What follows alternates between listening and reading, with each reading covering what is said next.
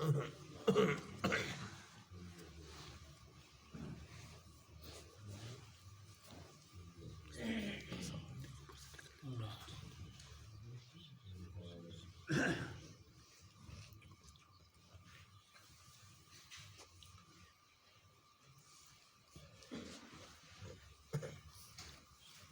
اللہ الرحمن الرحیم نحمدہ ونصلی علی رسولہ الکریم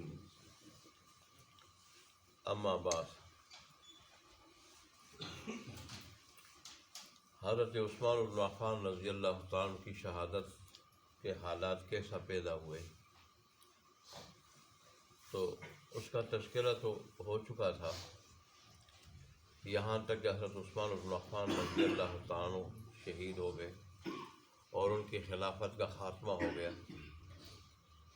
تو اب عبداللہ بن سبا لعین بدبخت نے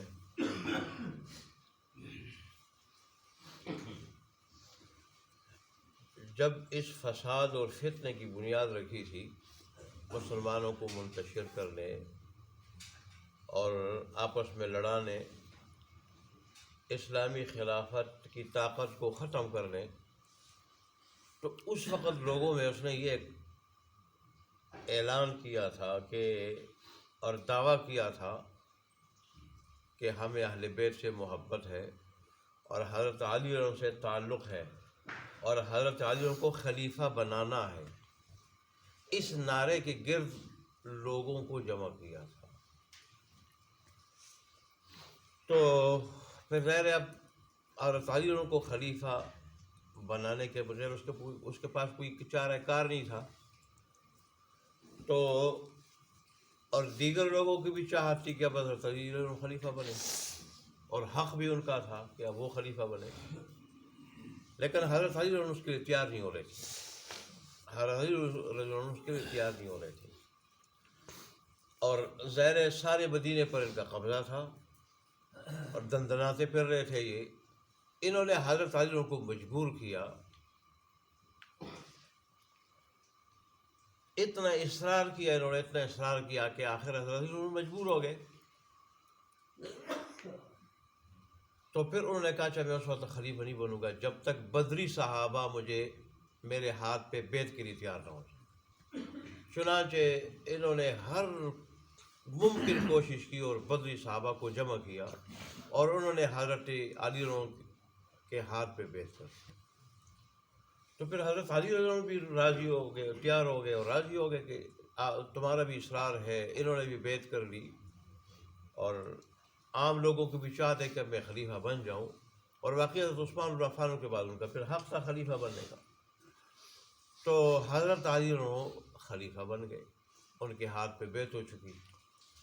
اب ان کے سامنے سب سے پہلا جو مطالبہ ہے وہ یہ کہ قاتلین عثمان کو قتل کیا جائے اور ان کو سخت سے سخت سزا قتل کی دی جائے۔ تو انہوں نے کہا بالکل، ظاہر ہے میرا بھی یہ جذبہ ہے، ان کے ساتھ بڑا ظلم ہوا ہے اور وہ بڑے مظلوم بنا کے مظلومانہ قتل ہوا ہے ان کا، میری بھی یہ چاہت ہے، یہ میرا جذبہ ہے اور میں بھی ایسے ہی کرنا چاہتا ہوں، لیکن قاتلین کی تعین تو ہو جائے، ہمیں پتہ چلے قاتل کون ہے۔ چنانچہ انہوں نے سب سے پہلے ان کی بیوی کو سے پوچھا کہ ان کے قاتلین کو آپ جانتی ہیں؟ تو انہوں نے ایک دو کا حلیہ بتا دیا، لیکن نام نہیں آ رہے تھے کہ اس قسم کا حلیہ تھا، نام نہیں آ رہے تھے۔ تو ظاہر ہے صرف حلیہ سے تو بات نہیں جانی جاتی۔ تو پھر بنو امیہ کی طرف سے اور خاص کر حضرت طلحہ اور حضرت زبیر کی طرف سے اس کا بڑا اصرار تھا۔ تو انہوں نے کہا بالکل قاتلین کا پتہ چل جائے، قاتلین کا پتہ چل جائے اور میری حکومت مستحکم ہو جائے، میری خلافت مستحکم ہو جائے، تو میرا پہلا کام یہ ہے کہ میرے قاتلین عثمان رضی اللہ عنہ کے قاتلین کو میں نے قتل کرنا ہے، کٹہرے میں لانا ہے، یہ میرا پہلا کام ہے۔ تو یہاں تک انہوں نے یہ بات کہہ دی. اب اس سے اور یہ کہ میں ان کے قاتلین کو چھوڑوں گا نہیں.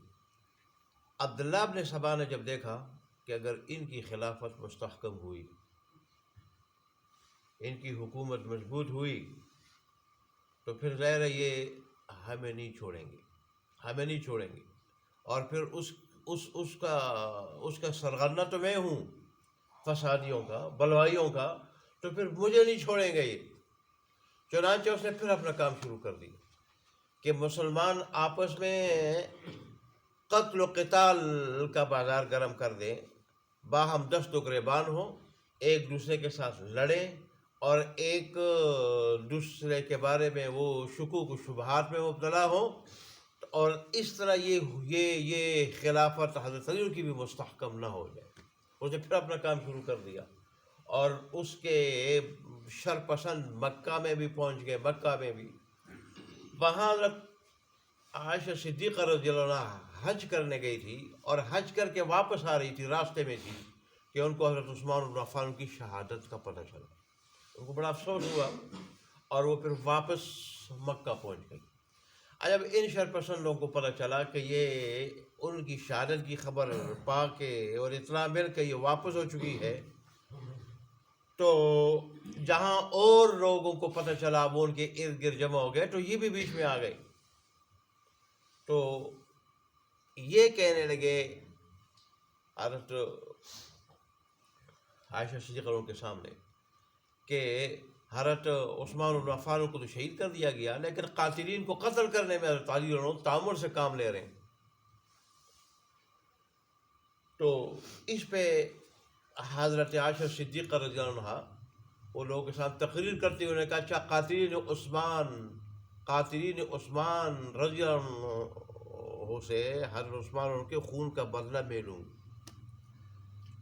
یہ کہہ کر پھر حضرت انہوں نے یہ اعلان کیا. ادھر سے حضرت زبیر رضی اللہ عنہ اور طلحہ رضی اللہ عنہ وہ بھی مکہ میں پہنچ گئے اور پھر انہوں نے تیاری شروع کر دی. یہاں سے یہ بصرے کی طرف پھر روانہ ہوئے. تو راستے میں تو کچھ لوگ ہٹ بھی گئے اور خود حضرت عائشہ صدیقہ نے بھی ارادہ کیا کہ میں نہیں جاتی، میں واپس مدینہ جاتی، نہیں چلتی. لیکن یہ فسادی ارد گرد جمع ہو گئے تھے، فسادی بلوائی جن کا کام بھی اور مشن وہی تھا خلافت کو کمزور کرنا. انہوں نے حالات ایسے پیدا کیے کہ ان کو پھر آگے بڑھنا پڑا اور جا کے امیر بصرہ سے امداد مانگی، فوج مانگی اور فوجی امداد مانگی تاکہ ہم قاتلین عثمان اور جتنے بھی اس قسم کے فسادی ہیں سب کے خلاف ہم جنگ کریں اور ان فسادیوں کو، بلوائیوں کو ہم کیا کر دیں، خاتمہ کر دیں. تو اس نے تو امداد دینے سے انکار کر دیا، لیکن دوسرے جتنے لوگ تھے وہ ساتھ ہو گئے. انہوں نے حمایت کا اعلان کر دیا اور اس طرح مربد یا اربد اس طرح کوئی مقام تھا، وہاں ان کا لشکر وہاں پہنچا. ادھر حضرت عائشہ صدیقہ نے خیمہ زن ہوئی اور پھر وہ جو امیر بصرہ تھا مقابلے میں وہ بھی لشکر لے آیا. تو مقابلہ ہوا، مقابلے میں وہ جو امیر بصرہ تھا اس کے لشکر کو شکست فاش ہوئی اور اس سے جو دو چار ہونا پڑا اور وہ بھاگ گئے وہاں سے. تو پھر اسی طرح بصرہ وہ ان کے قبضے میں آ گیا.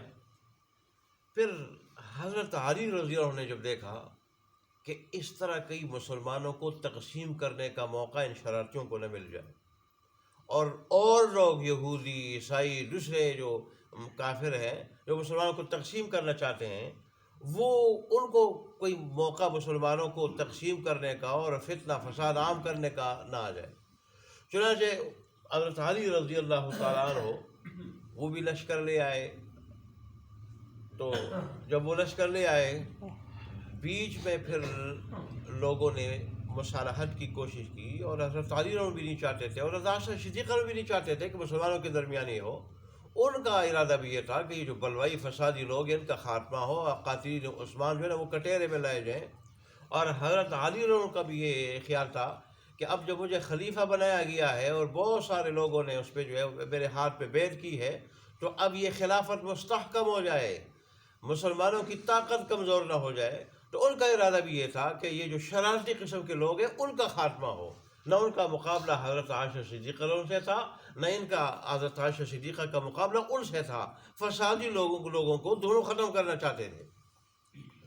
تو اس طرح حضرت عائشہ صدیقہ نے 2 مرتبہ جنگ ختم کرنے کی کوشش کی، لیکن بیچ میں ظاہر ہے وہ فسادی آگے تھے۔ اور دیکھیں یہ واقعات علماء بیان نہیں کرتے، میں اس لیے بیان کر رہا ہوں، ظاہر ہے اس میں جیسے میں آپ کو کہتا رہا تھا، عمر عبدالعزیز رحمۃ اللہ علیہ سے کسی نے اس کے بارے میں پوچھا تو انہوں نے بڑا پیارا جواب دیا کہ جس اللہ تبارک و تعالیٰ نے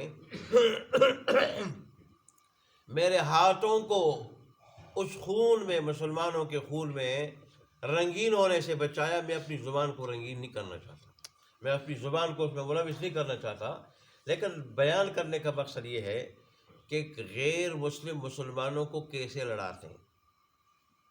اور ایسے ہی ہر جگہ منافقین 2 گروہوں کو، 2 قبائل کو آپس میں کیسے لڑاتے ہیں۔ مسلمانوں میں بھی عاملی منافقین ہوتے ہیں نا، وہ کیسے لڑاتے ہیں؟ تو ہم متنبع ہو جائیں، چوکنے ہو جائیں، سمجھدار ہو جائیں، ہوشیار ہو جائیں۔ اور جیسے حضرت علی اور حضرت عائشہ صدیقہ اس بات کو سمجھ رہے تھے، اور انہوں نے ہر موقع پر لوگوں کو جنگ سے روکا، مصالحت کی کوشش کی، اور کہا کہ ہمارا نشانہ صرف فسادی لوگ ہیں کہ وہ جو ہے نا ہماری صفوں سے نکل جائیں۔ لیکن ان فسادیوں نے پھر کس طریقے سے، کس مکاری سے آخرکار جنگ کرائی، مسلمانوں کو بڑا نقصان پہنچایا۔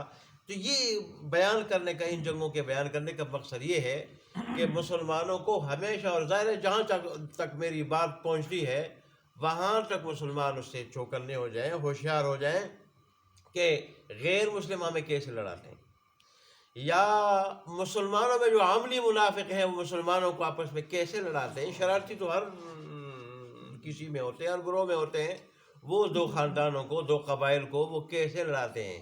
اب ایسا شرارت کرنے والے لوگ جب 2 گروہوں کو لڑاتے ہیں وہ پھر کس طرح شرارت کرتے ہیں، یہ مقصد۔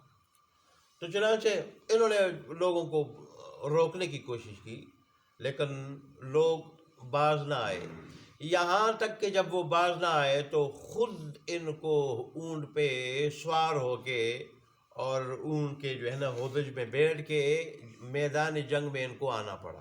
مقصد یہ تھا کہ مجھے دیکھ کے کہ رسول اللہ صلی اللہ علیہ وسلم کی زوجہ محترمہ ہے، لوگ رک جائیں گے۔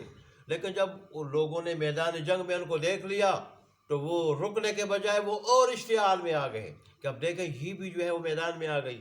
اور پھر جو ہے نا جہاں ان کا اونٹ تھا اس کے ارد گرد تو لڑائی اور زوروں پہ شروع ہو گئی، یہاں تک لیکن اہل بصرہ نے ان کی حفاظت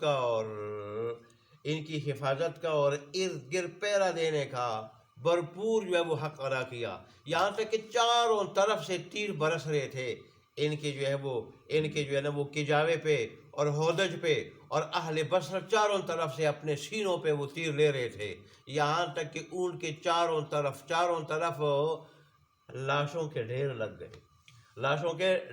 گئے۔ اور پھر حضرت علی نے جب دیکھا کہ یہ تو لوگ لڑائی سے باز نہیں آ رہے، کہیں ایسا نہ ہو رسول اللہ صلی اللہ علیہ وسلم کی زوجہ محترمہ کو نقصان پہنچ جائے، تو انہوں نے لشکر کو کہا اب حملہ کر دو، اور یہ جو ارد گرد کے لڑ رہے ہیں ان لوگوں کو کسی طریقے سے لڑائی سے روک دو۔ چنانچہ لشکر جب آگے بڑھا، ایک آدمی نے اونٹ کے پاؤں کاٹ ڈالے، جب پاؤں کاٹ ڈالے اس سے اونٹنی گر گئی، اور جب وہ گری تو اہل بصرہ جو ہے وہ بھاگ گئے، وہ لڑائی سے باز آ گئے اور بھاگ گئے، اور اس طرح پھر لڑائی ختم ہو گئی دونوں کے درمیان۔ کیونکہ نہ حضرت علی حضرت عائشہ صدیقہ سے لڑنا چاہتے تھے، نہ وہ ان سے لڑنا چاہتی تھی، وہ میدان میں آئی بھی تھی لوگوں کو لڑائی سے روکنے کے لیے، کہ ان کا مقصد بھی ہے، حضرت علی کا مقصد وہ فسادی لوگوں کا خاتمہ کرنا ہے، ان کو تلاش کرنا ہے اور پکڑنا ہے، میرا بھی یہ مقصد ہے۔ تم آپس میں لڑنا شروع ہو گئے ہو تو جب اس طرح وہ لوگ باز نہیں آئے تو پھر اس آدمی نے جب یہ کیا اور اونٹی گری تو اہل بصرہ خود بھاگ گئے، اور اس طرح جو ہے حضرت دونوں کے درمیان، حضرت عائشہ حضرت علی کے درمیان لڑائی ختم ہو گئی۔ پھر حضرت علی رضی اللہ تعالیٰ عنہ بصرہ شہر میں داخل ہو گئے، اہل بصرہ نے آپ کے ہاتھ پہ بیعت کر لی۔ پھر حضرت علی نے بڑے ادب و احترام کے ساتھ، بڑی تعظیم کے ساتھ حضرت عائشہ صدیقہ رضی اللہ تعالیٰ عنہا کو بصرہ سے مدینہ کی طرف روانہ کیا۔ لیکن ظاہر ہے مسلمانوں کا بڑا نقصان ہوا، اس جنگ سے مسلمانوں کا بڑا نقصان ہوا، بڑی لاشیں گری جیسے میں نے آپ کو بتا دیا، اور یہودیوں نے یہ دوسرا وار کیا مسلمانوں پہ، اور اس وار میں وہ کامیاب ہوئے، جہاں حضرت عثمان بن عفان نے ان کی شہادت کی صورت میں مسلمانوں کو بڑا نقصان پہنچایا۔ اب یہاں بھی مسلمانوں کو یہ دوسرا وار کر کے بڑا نقصان پہنچایا۔ اب تیسرا وار وہ حضرت امیر معاویہ رضی اللہ عنہ اور حضرت علی عنہ کے درمیان جو معرکہ ہوا، وہ بھی جیسے میں نے بتایا وہ اپنی جگہ دونوں صاف تھے، حضرت امیر معاویہ عنہ اور حضرت علی عنہ، لیکن یہ شرپسند وہاں بھی گھسے ہوئے تھے۔ پھر اس کا ذکر انشاءاللہ کل ہوگا اگر زندگی رہی۔